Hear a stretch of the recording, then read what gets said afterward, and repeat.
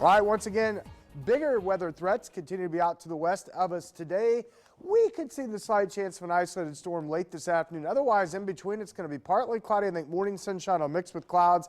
There's really not going to be much wind today, so if you have this Monday off, you're going to play a little golf. Not much of a factor there. And again, the rain chance late today about 20%. 90 the high, so we'll call it very warm to hot, but it looks like the trend is going to be for cooler weather.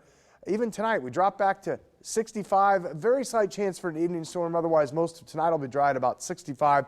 Again, wind's not much of a factor. We'll keep threat tracking the green or low category.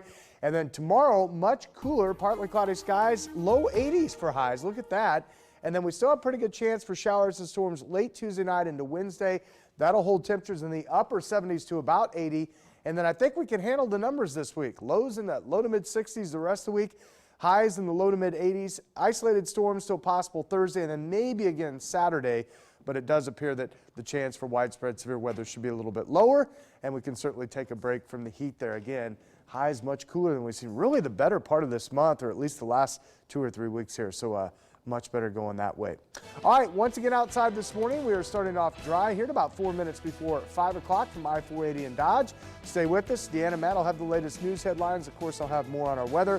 And, of course, we'll have the latest on the College World Series coming up right after the break. Right now, again, at 4:56 outside this morning, 71 degrees.